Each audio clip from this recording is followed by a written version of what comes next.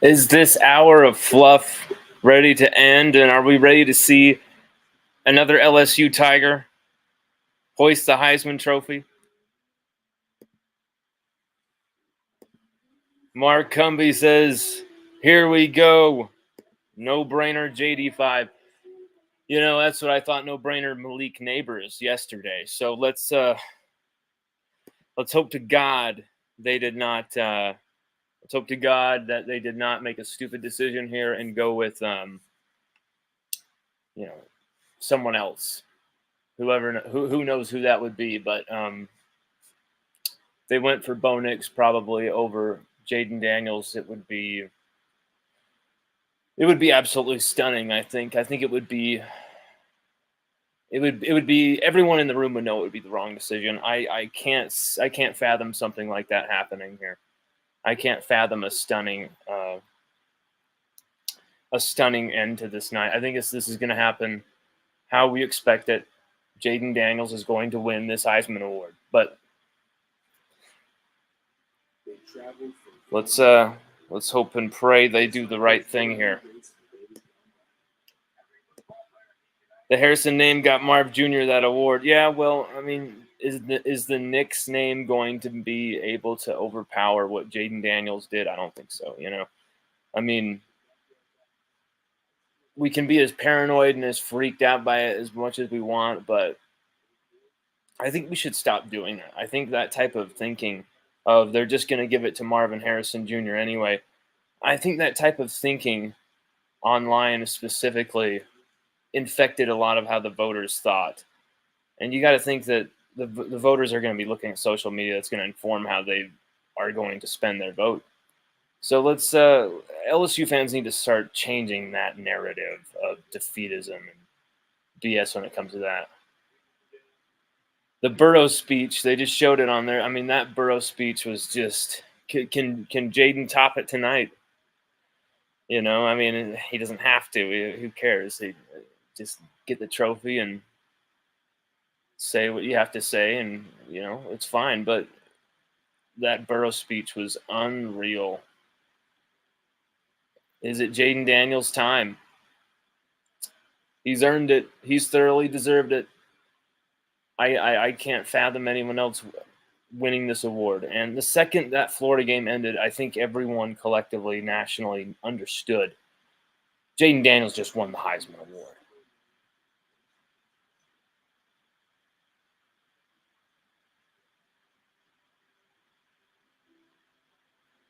Let's see what happens. You saw the joy in the faces of those young guys, and you still see Here we go. In the game, in the way they play it. I know it's a big business. These guys are basically professional athletes, but if you play for the joy and the love, as they've said, great things can happen. This night is obviously a lot about family. I want to thank you. Jaden looks great in that suit. The finalists for raising these guys, first of all, but also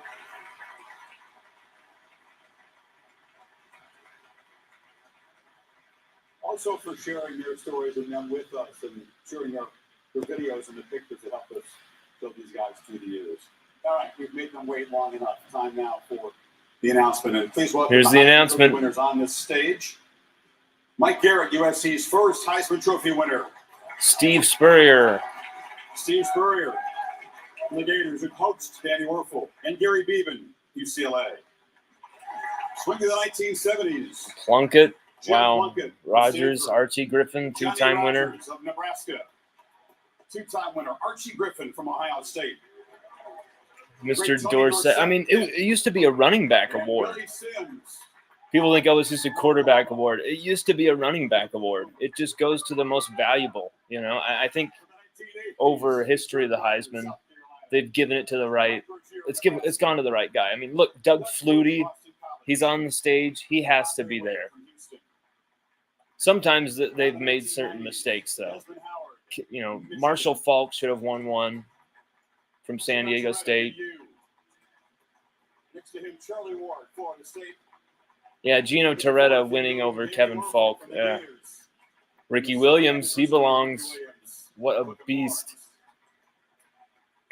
From the 2000s, Eric Crouch, Nebraska. Troy Smith. Troy Smith, repping the Buckeyes colors. Tim Tebow. Mr. Tebow. Mark Ingram, from Alabama. Mark Ingram. RG3, of course, wants more attention. He wants to win the Heisman again tonight. Bring a new guy into this. Here we go. Are we ready for that now? To make the announcement and the handoff, please welcome the Heisman Trophy trustee, Mr. Dan Reed. Dan, welcome. Here we go.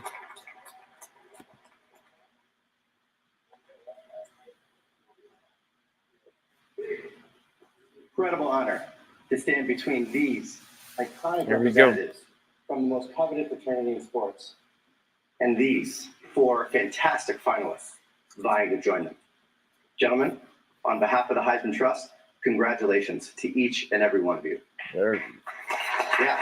I don't know if you can hear the TV in the background, but they're getting ready to announce To be it. named the Heisman finalist is an outstanding achievement. Dude, come And on. You and your You're families killing me here. and your communities should be immensely proud.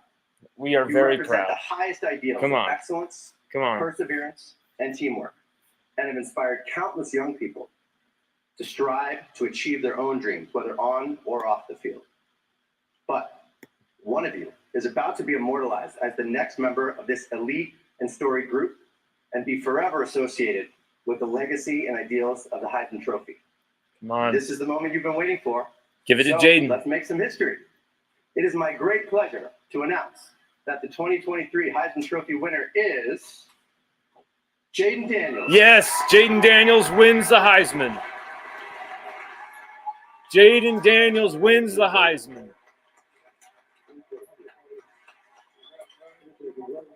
Let's go, baby. Jaden Daniels becomes the third LSU Tiger in history to win the Heisman Trophy. And after last night's debacle with what happened to Malik Nabers, this feels good. This feels justified. Jaden Daniels about to go make his speech. Before we hear from you, this is yours. Give it a test drive. 25 pounds. You got it. There we go. Second LSU Tiger to win the Heisman in 4 seasons. Incredible.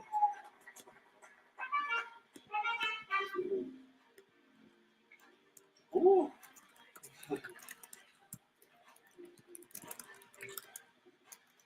Thank you. This is a dream come true. I want to first give thanks to God, for all the glory. He's my rock, my savior. He blessed me with the talents and ability to get here, all the special people here to develop these skills. To Bo, Mike, and Marvin, you guys are amazing. I enjoy watching y'all, but the competition is never over. I look forward to seeing you guys on Sundays. I'd like to start the thing with a few thank yous. I learned from previous winners, the first lesson in becoming a great quarterback, you got to think your whole line first. Thank you guys for getting me here today in one piece. I know it wasn't easy. I scrambled around a lot, but I love you guys. I have so many coaches to thank. My high school coach, Nick Rogers, he is here. Thank you for believing in a 14-year-old freshman to start on varsity. I probably weighed 140 pounds. I appreciate you. I don't know if you can hear the speech in the background. My game, taking me to the new heights and the next level. I want to thank Herm Edwards, Marv Lewis, and Antonio Pierce. Thank you for your leadership. And thanking all of the Arizona State for giving folk. me the keys to the program. To Coach Kelly, Coach Frank, Coach Denbrock, and Coach Sloan, and the rest of the LSU football staff, thank you for trusting in me to lead your team. I learned so much from you guys. You took a kid from the West Coast and brought me back down to the bayou. I'm forever thankful. Scott Thanks to every Woodward, single LSU fan for having my back. overseeing 2 Heisman in their winners. hearts, and to a team like LSU. I really wish I could have brought you back another championship, but that was my plan. But God has other plans for me. So wow. I want to thank all my teammates from Arizona State to LSU. You're my brothers. You work so hard every day, inspired me to be my best. The truth is, I will truly miss all you guys. Having future NFL players on my team make my job look easy. You know, my receivers always say this, you know, they're like Waffle House, they're always open. I also want to acknowledge all the unsung heroes of this game. Trainers, the nutritionists, equipment managers, groundkeepers, janitors, you know, security, everybody. Basically everyone who works behind the scenes to make sure our sport is the greatest on earth. I know it's sometimes a thankless job, so I want to say thank you. Then finally, I'd like to turn to my family. Dad, you know, you put a football in my hands when I was young. I know you raised me to be a corner, but hopefully now you play quarterback. Paid off. You taught me how to play, lead, and be calm no matter the situation. And I know I wouldn't be on the stage if it wasn't for you, so thank you. I love you. My rock, my mama. You were so nervous when I was playing my first high school game, you know, that you couldn't even watch my first high school touchdown. You closed your eyes. Oh, But after that, you never took your eyes off the field. You always had my best interest at heart from day one, and you showed me that tough love when I needed it.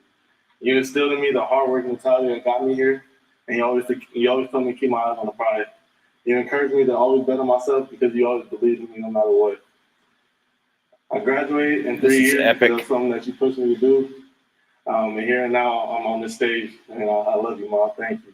Jaden Daniels thanking his mom right now.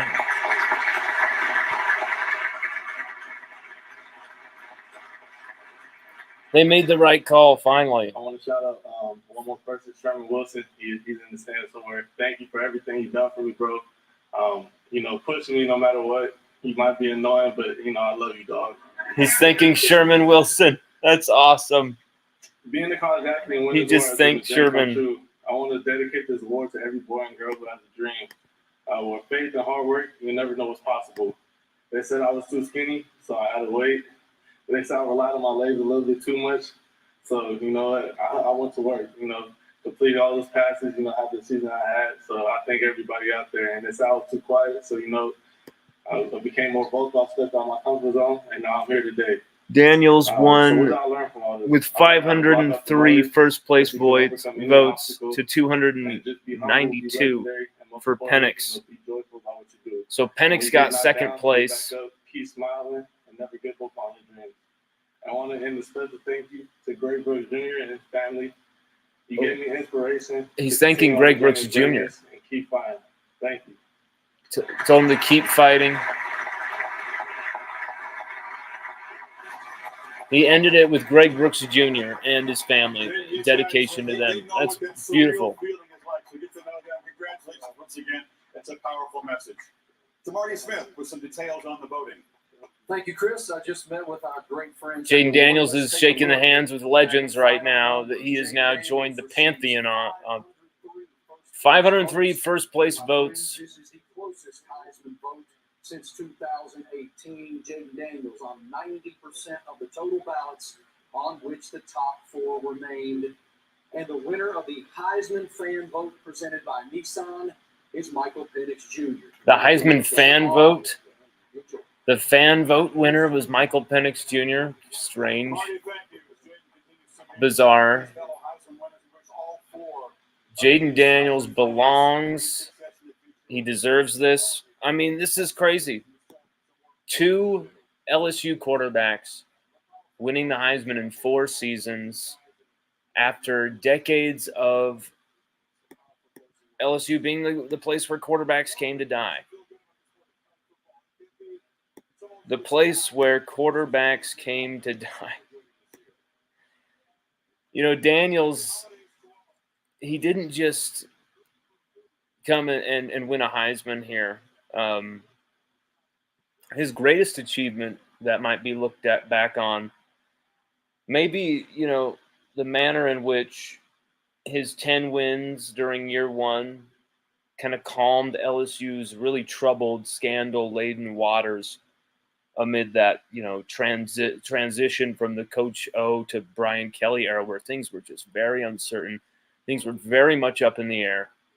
And it was, you know, the situation at quarterback seemed okay for the future. Nussmeier, Walker Howard, some guys like that. But then it was like, no, we need Miles Brennan as well, was someone that was also, as we found out, not really even cut out for playing a college football season that year physically.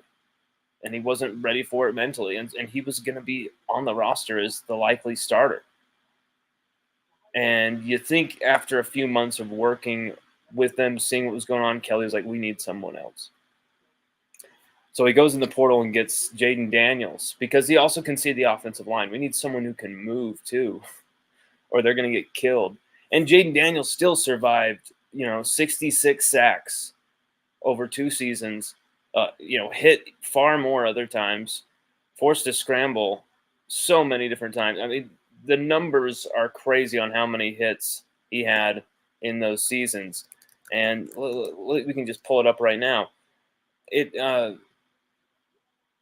He was getting smacked around still with his legs and still with his rushing ability. Someone like Miles Brennan, he wouldn't have survived the season. I mean, let's just be real. He wouldn't have survived the season. Jaden Daniels sacked 45 times this year. Okay, 45 times this year.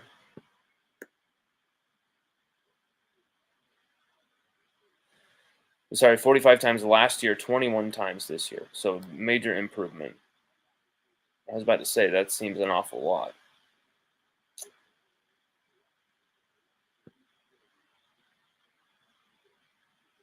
He came and he really calmed things down at LSU and showed that there is a future in the BK era and started off right. It really made Brian Kelly and his regime covered over a lot of cracks.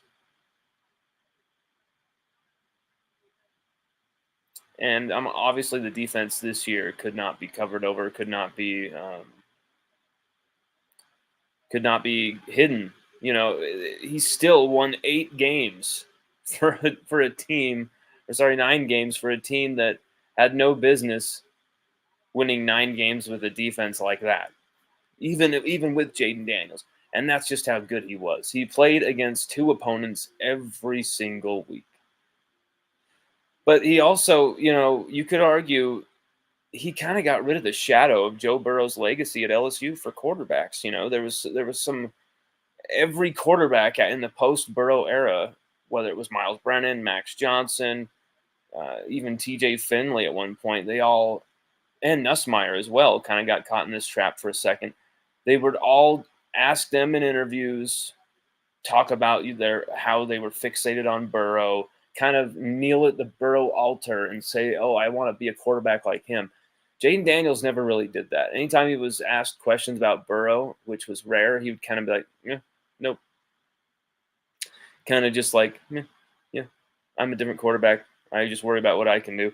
And he showed a blueprint for how, you can do it your own way for these future quarterbacks, whether that's Garrett Nussmeier next season, whether that's Caleb Underwood, whether that's Colin Hurley. There's all these different, Ricky Collins as well. There's all these different quarterbacks in line here at LSU for us to have a great future at that position. And it's not just set up by the greatness of Burrow. Now you've got the greatness of Jaden Daniels, 2 Heisman winners in 4 seasons, 2 very different quarterbacks from each other. Both with very, 2 of the greatest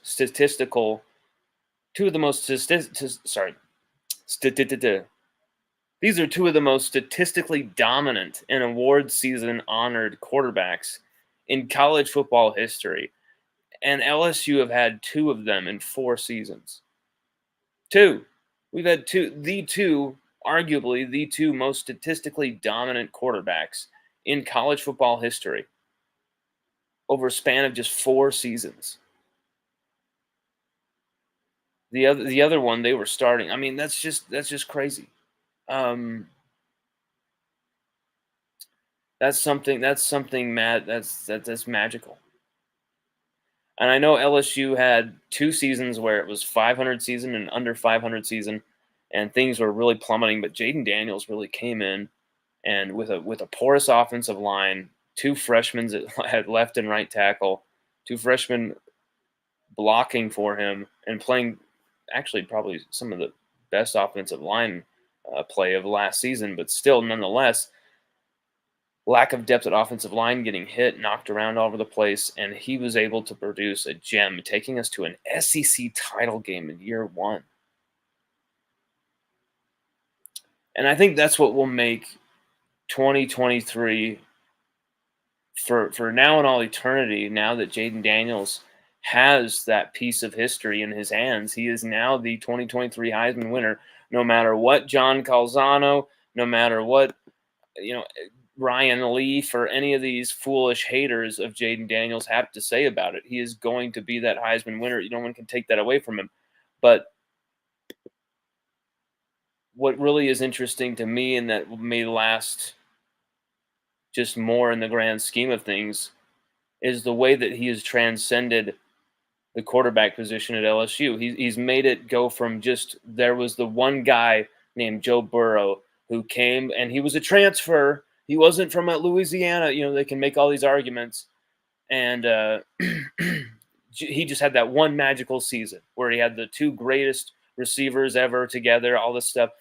You can't really make that argument that can't be done and reproduced to LSU again and again now, when a guy like Jaden Daniels comes in and does it again with two Louisiana receivers, both going for over 1,000 yards, and both combined having better numbers than Jefferson and Brian Thomas Jr., except for touchdowns. And they did it playing 3 less games. So with all of these variables, Jaden Daniels has now just blown the doors off of what's possible at LSU from the quarterback position. And LSU better recruit the hell out of the position right now. And I know they are, with a guy like Dean Petzing going on the road, getting on a private jet right now, going where he needs to go. We got Mike Denbrock about to sign a contract extension for 3 more seasons.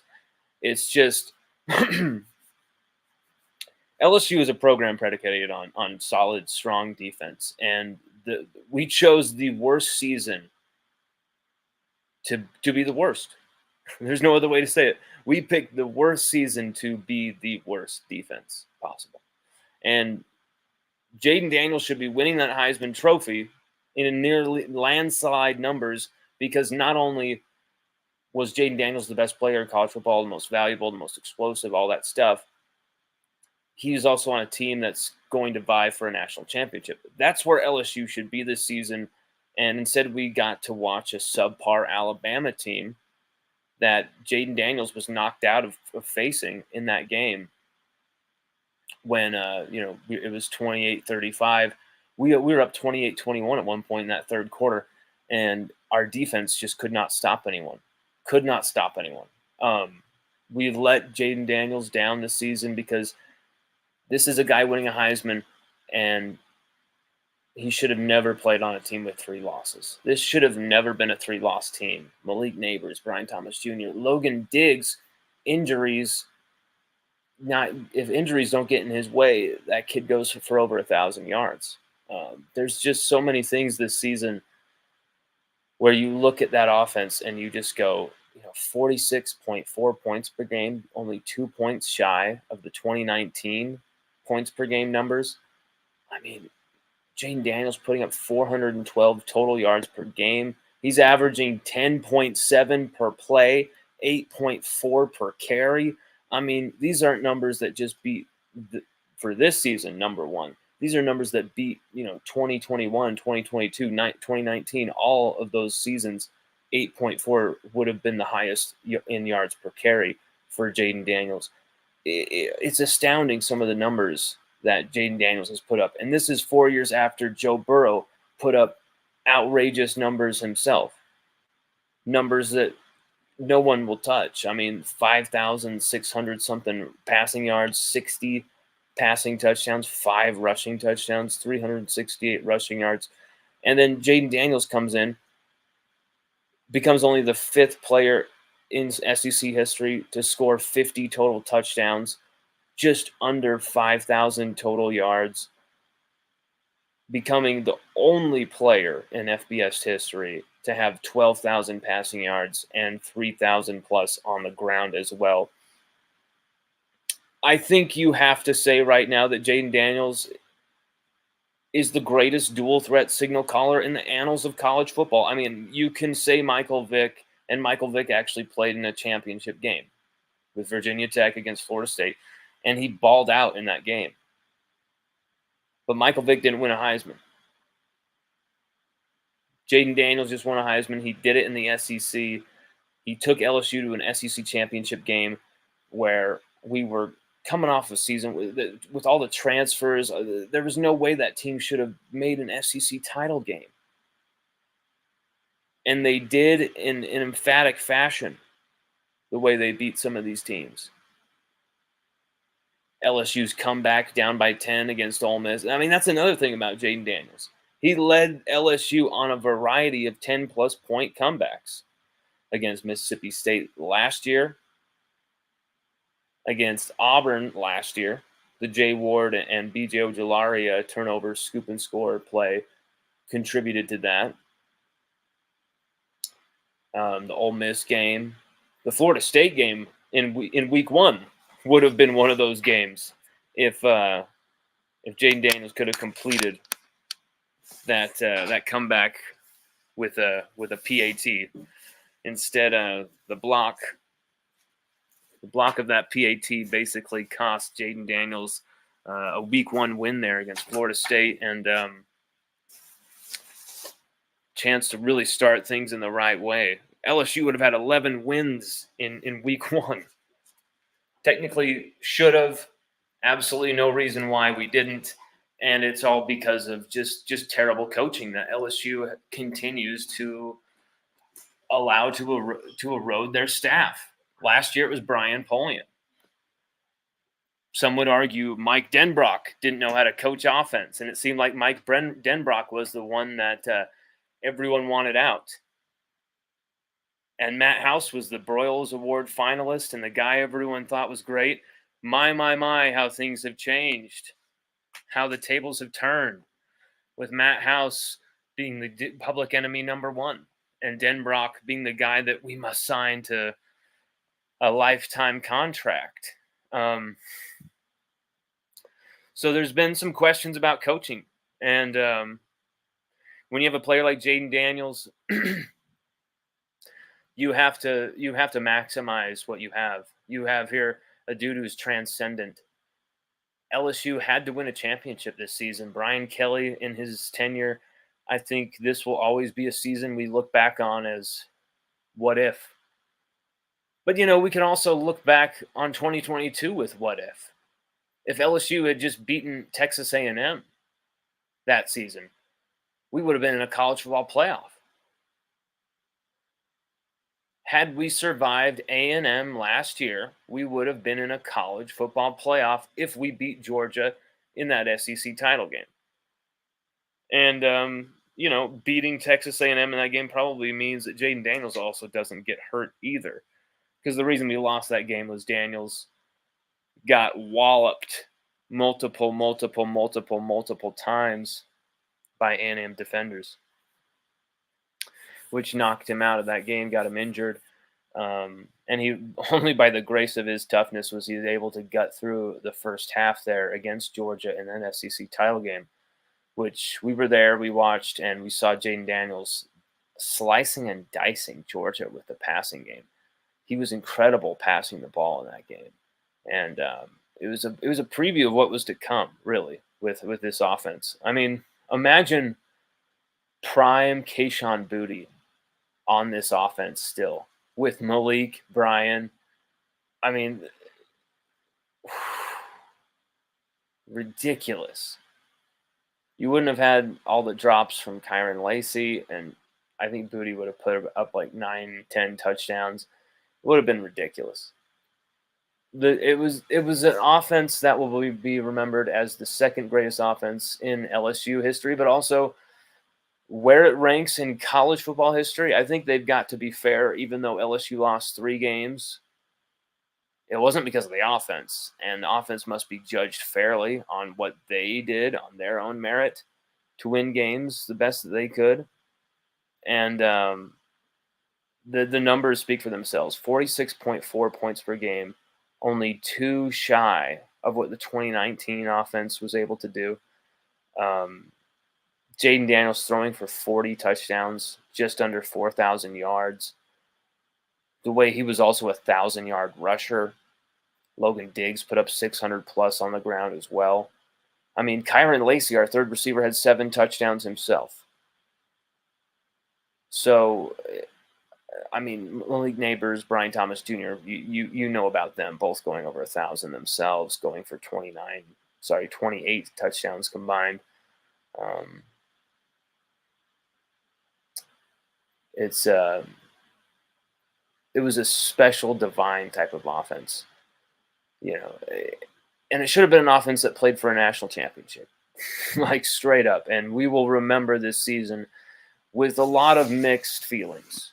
Jaden Daniels, Brian Thomas Jr., Malik Nabers, these guys gave us memories of brilliance that'll last a long time as LSU fans to look back on and see their greatness. But the way Malik Nabers was cheated out of a Biletnikoff by 1 vote, 1 fucking vote. I mean, just really, it will disturb me for a long time, I think. I don't think I'll get over that until Malik really destroys people in the NFL, gets all the Pro Bowl awards, wins a Super Bowl. Until that takes place, I'll still be really just. I don't think I'll ever get over it because it was a straight up unfair robbery, and by 1 vote too. It's something that disturbs me still to this day, and I don't think I'll be forgetting it too soon. Even if LSU win the next 3 Biletnikoff awards, what Malik did was so singularly brilliant.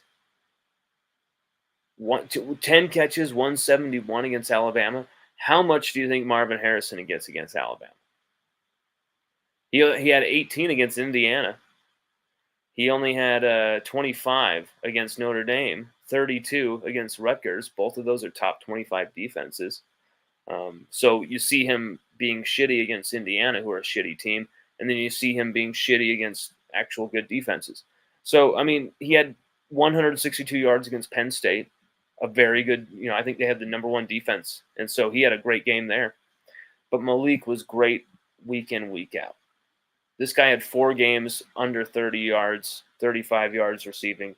Malik never stopped. 9 games, eclipsing 100 yards. You really felt it when he did as well. He made all the big plays in the game except for Brian Thomas Jr. And he wore these defenses down, sucked so much attention his way that he freed up Brian Thomas Jr. to literally put up video game statistics, leading the nation in touchdowns, which all stem from the greatness of Jaden Daniels throwing the ball around like a madman.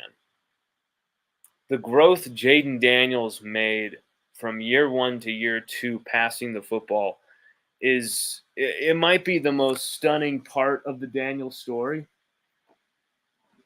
because here was a guy that was really judged as someone who was playing hero ball, was running too much, and there was times it seemed like he was straight up ignoring receivers.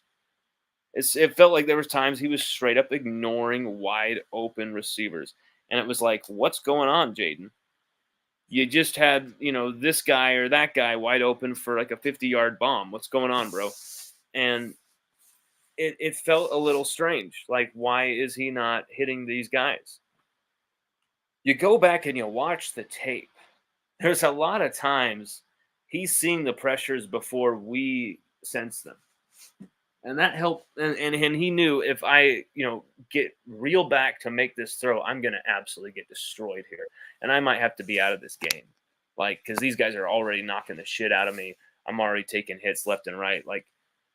I gotta get out of here and escape by us 5, 6, 7 yards, maybe even 25, maybe even 30, and get out of bounds here.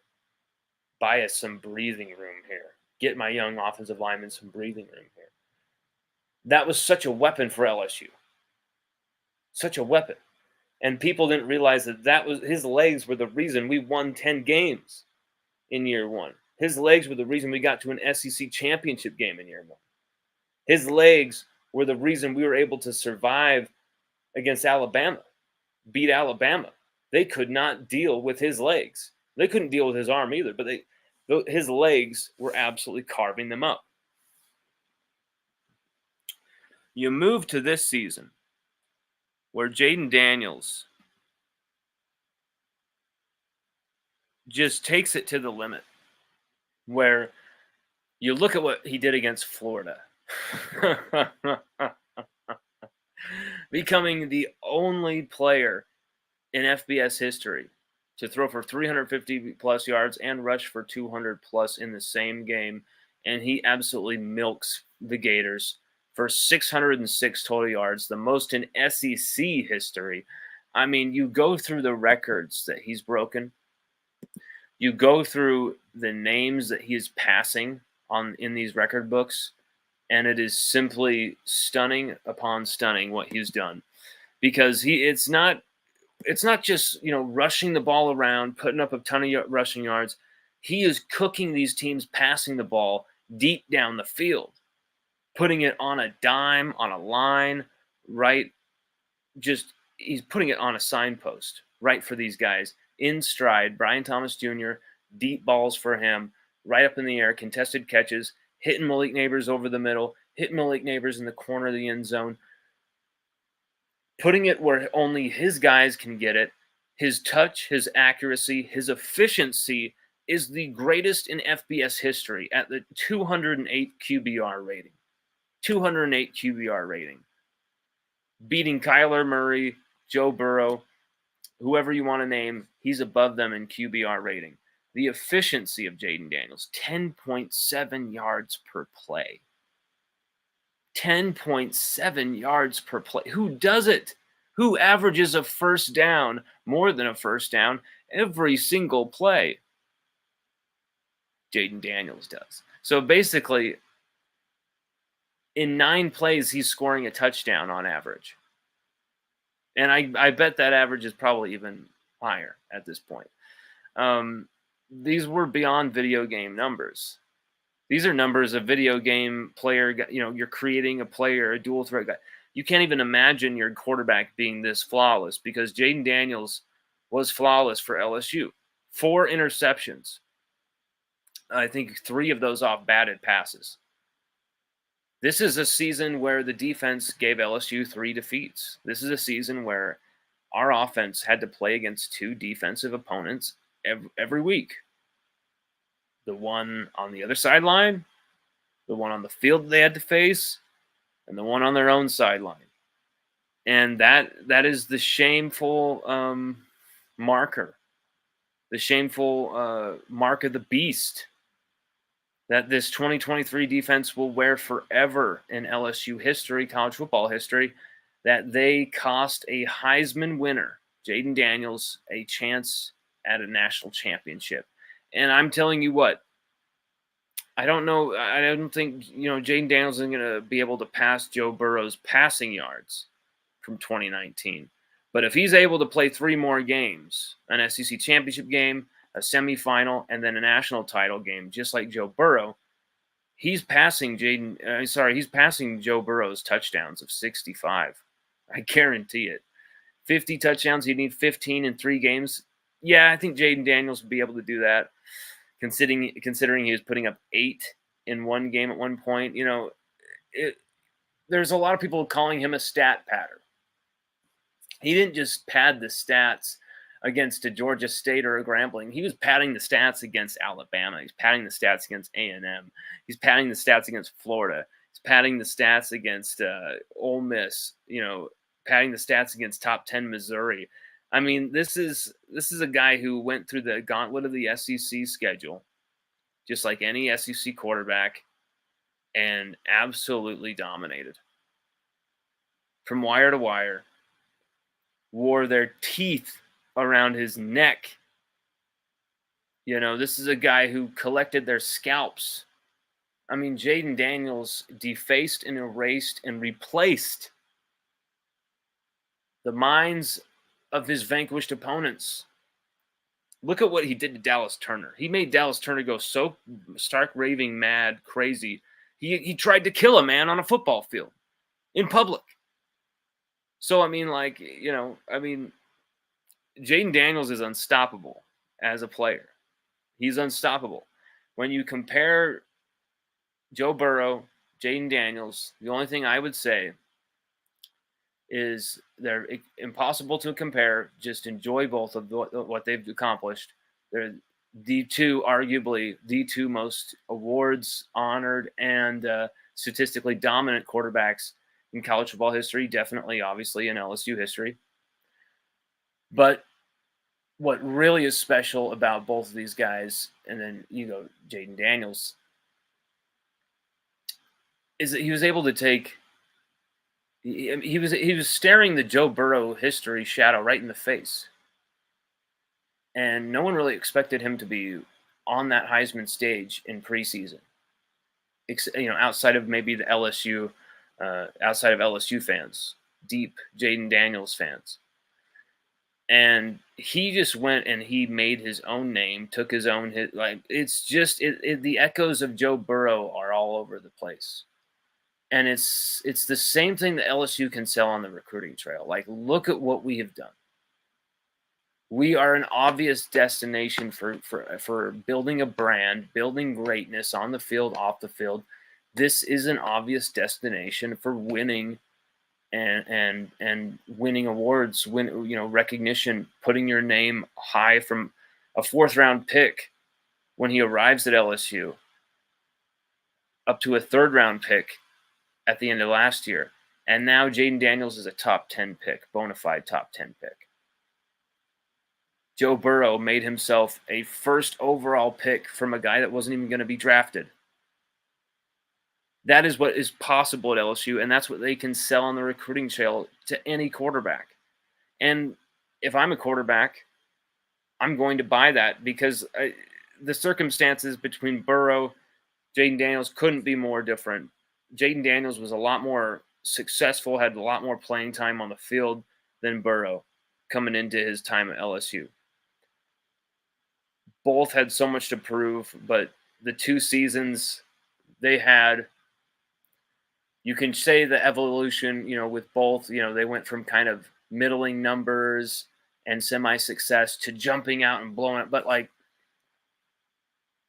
there's so many differences between the two. I think you should just enjoy both, relax on trying to compare the two, and just understand that they did it in their own way. And that's what's so special is they did it in their own way, but they put up insane, mind-boggling numbers, both of them, that when we study, it just goes from level of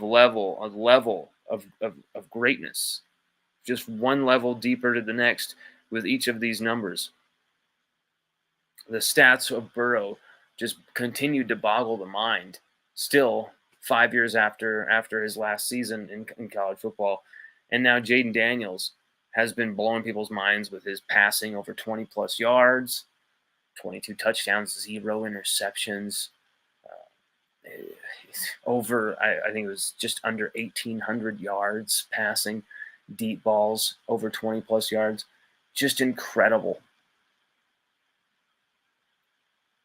LSU led the nation in third down conversion percentage, too. That's the thing is Jaden Daniels wasn't just efficient. He was clutch, tough as nails, could take all the hits. I mean, he had just under half of his rushing yards in yards after contact, 565 total rushing yards after contact. This was a tough this was a tough this was a tough badass, this dude. And there was times he's just bouncing off guys. There's times he's slithering through guys. There's times he's, maneuvering around the pressure. There's times his vision kicks in and he is just seeing the hole, seeing the pathway to the end zone. And he can it's like he's got eyes in the back of his head at times, the way he's got such sudden brilliance rushing the football. It is hard to even describe because it's almost like, it is almost like a video game where you can see what's coming from behind at times. because there's times he'll jump down right as a guy goes flying over the top of him and about to take his head off. And it's like he just had a sixth sense about it. It's just go back and watch Jayden Daniels rushing the football over and over and over and over, and you'll just be like, you'll be stunned by the way he is able to see things that I don't know how he's seeing it. You only feel like we can see it at home watching on TV. How the hell are you seeing this? It's special what Jayden Daniels has done. And then you got what he's done throwing the football. It's 40 touchdowns to 4 interceptions. You got yourself a Heisman winner with that package. LSU's second Heisman winner in 4 seasons. 3rd overall. Jayden Daniels joins Billy Cannon, who won it in 1958 when LSU won the national championship. Sugar Bowl over Clemson in that win. 7-0, 1958 to 1959 season. And then you got Joe Burrow in the 2019/20 season, winning the Heisman, winning the national championship again over Clemson. In New Orleans once again in January of 2020. And now you got Jayden Daniels, who, even though his team had 3 losses and had to play a second defensive opponent every game, their own defense, who were 120th or whatever in total defense, something terrible like that. Even though he faced all those adversity situations, he guided LSU to 9 wins, becoming only the 5th player in SEC history to score 50 total touchdowns in a season. Jayden Daniels wins the Heisman as the only player in FBS history to amass over 12,000 yards passing and over 3,000 rushing. The only player in SEC history to have over 600 total yards in a single game. Joining Joe Burrow is the only LSU Tiger to account for 8 touchdowns in a single game, or passing for 5 touchdowns in a single half. You could go on and on and on with the accomplishments of Jayden Daniels, but now, he had the Unitas Award, the Walter Camp Award, the Davey O'Brien Award, the AP Player of the Year, the SEC Player of the Year. And now he's got the grand enchilada, the Heisman Trophy, the 2023 Heisman. It's back in Baton Rouge. If you've been to LSU, right in the LSU Ops lobby, you've got Joe Burrow's Heisman, you got Billy Cannon's Heisman. The idea of welcoming a 3rd Heisman Trophy into that lobby is just more hardware is necessary. And it's what LSU fans deserve, an entertaining player of the likes of Jayden Daniels. Someone who every time you bought the ticket, you knew he was going to take you on a ride. Every time you punched the ticket, Jayden Daniels was going to take you on a ride. That was going to be special. He was entertaining as hell to watch every single time he got on the football field. He brought a special fever to LSU football that I'm going to miss, and I will never see the likes of Jayden Daniels again, just like we'll never see the likes of Joe Burrow again. These are 2 singular cats, 2 singular dudes who are special on their own level, but man, they're on a whole nother level unto themselves. And you're going to see more of that as Jayden Daniels guides through his NFL career. I hope he does not play in that bowl game for LSU. I think it would be wrong for him to come and get injured or something like it. We want to avoid another catastrophe here. One last thought. For Malik Nabers, missing out on being the 2023 Biletnikoff winner by 1 freaking vote. It's wrong. It's a disgrace, and it's disgusting. But I just want you to know that Malik Nabers is going to have a far better career professionally than Marvin Harrison Jr., no matter where they're ranked. And this is a kid who's going to get his revenge in the best way possible. So, Marvin, you better watch your back. It might be your team losing a Super Bowl to Malik. So, Malik's son might steal a Blitnikoff from Marvin Harrison Jr.'s son. So you never know. The tables can always turn. I thought it was way cool that Jaden Daniels shouted out Sherman Wilson on his Heisman speech. That was awesome.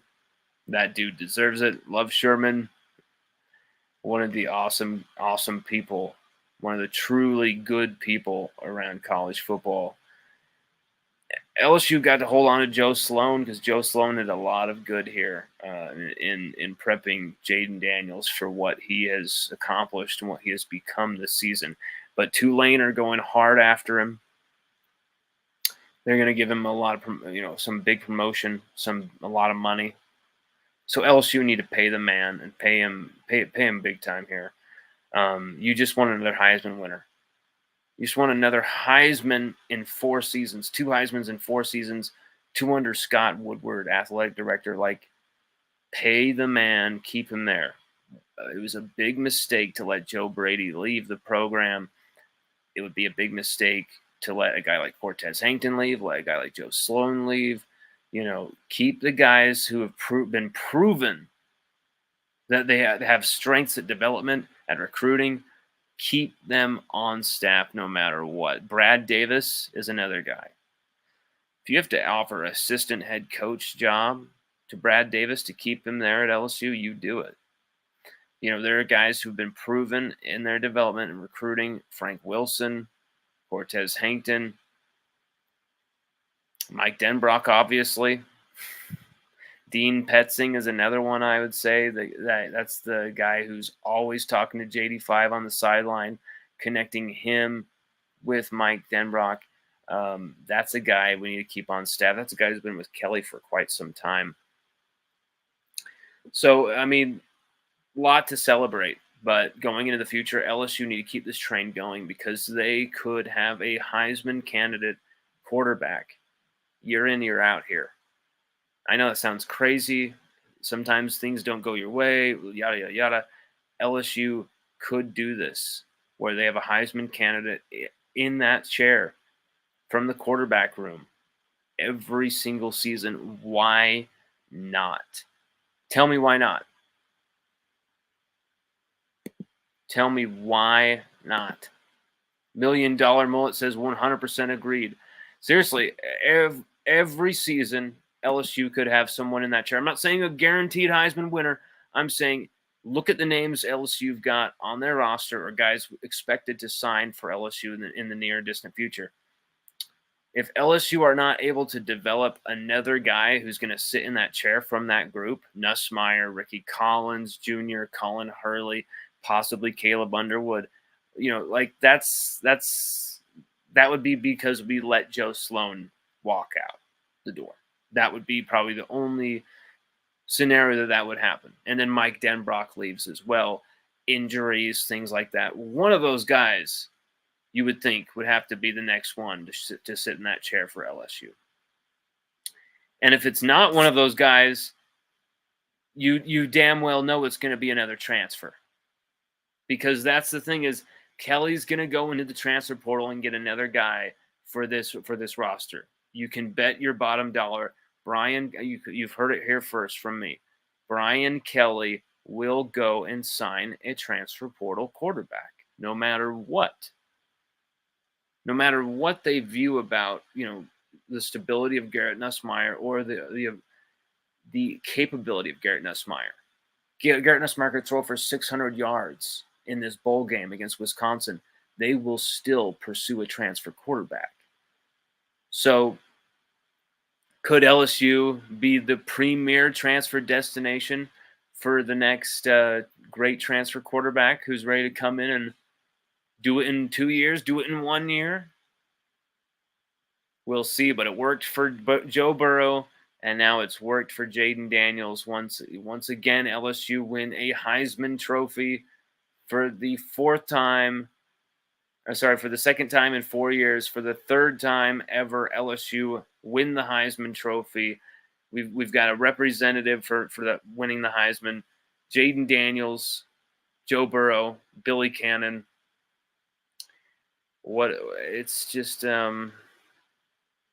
it's special. Now they're going to hang Jaden Daniels' jersey, number 5 jersey, and they're going to hang his helmet right there in the locker room as well, right next to Billy Cannon, right next to Joe Burrow. I've seen that area. I've taken photos in front of that area in the locker room. There, it's hollowed ground. It's the original helmet. It's the original jersey of Billy Cannon back in the 50s. You got the original stuff from Joe, and it's the national championship game jersey as well. So you now are going to have Jaden Daniels stuff, probably the one with the American flag from the A&M game, from the Florida game, probably positioned there in that locker room. LSU creating more history.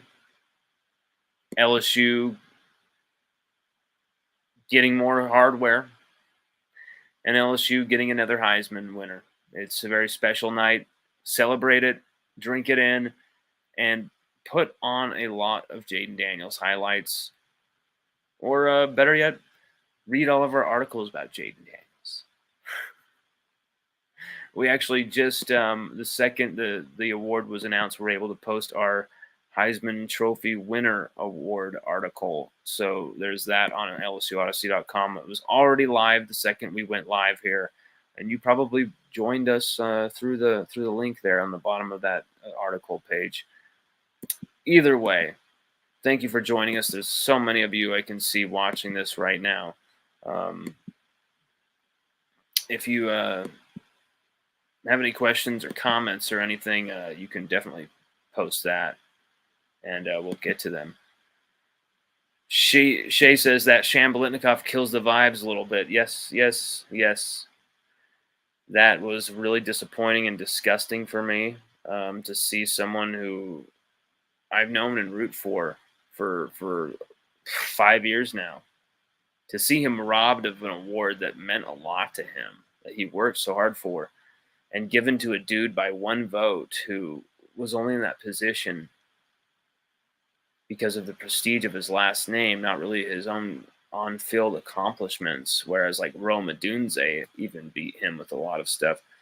It's tough to swallow, tough to take, tough to accept, especially when it's by one vote and you've got assholes like Barrett Sallee posting, like, I voted for Marvin Harrison Jr., just kind of rubbing it in. It's just, it's gross, because it was the wrong thing to do, to vote against Malik. It was the wrong vote. It was just not a good thing to do. Like, I morally, to take that award away from Malik was not morally whole. God will judge those who voted against Malik. He will smite them. No, I just I think the right move was Malik. He obviously earned that award. He was up by 300 yards, 300 more yards than Marvin Harrison Jr. Marvin Harrison Jr. was the 9th ranked receiver in receiving yards. Malik Nabers had the 7th most receptions with his 86. Okay. Marvin Harrison Jr. had 19 fewer than that. So he was probably 29th or something in receptions. Like, holy crap.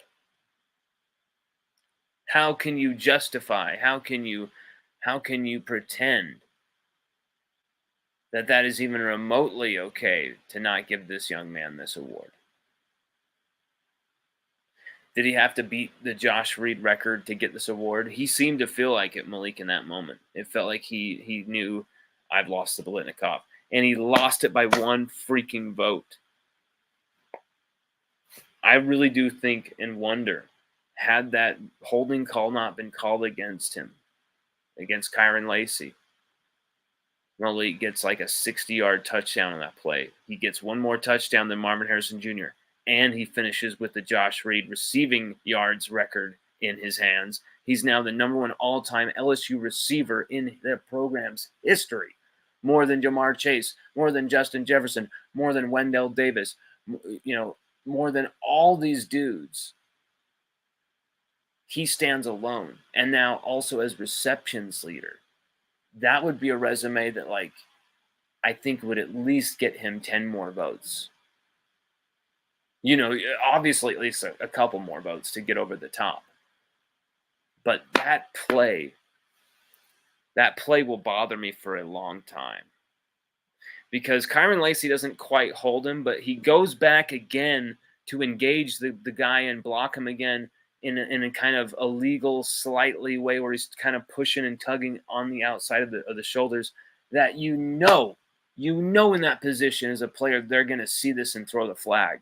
The refs are just waiting, just drooling Pavlovian dogs, just waiting to throw this thing, just waiting to throw that laundry. So you can't touch him again. Just get in his way. Just get in his way. Literally, like, just move into him and just go like a scream, like just get knocked over by the guy. Get in his way. Let Malik go walking into the end zone. Instead, he I want to look like I'm giving the huge block.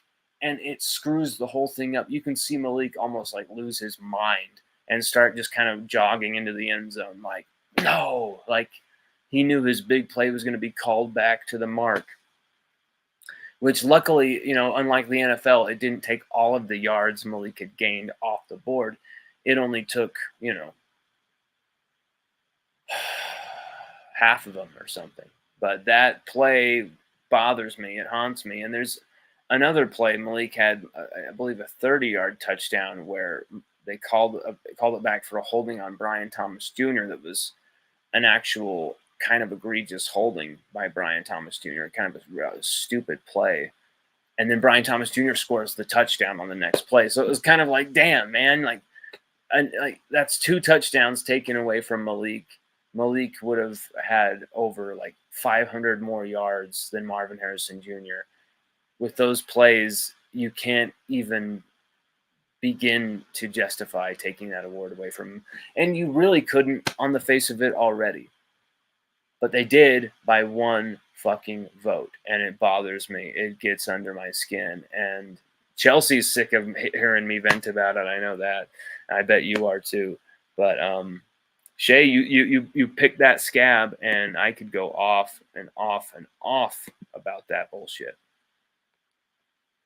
We're presented by our good friends at ReleafMed, Louisiana's #1 pain relief headquarters. Definitely check them out. The #1 dispensary in legal, beautiful Louisiana. They're the premier in all natural pain relief, and I definitely love working with them. Definitely love being their partners, and definitely check them out right there at ReleafMed.com.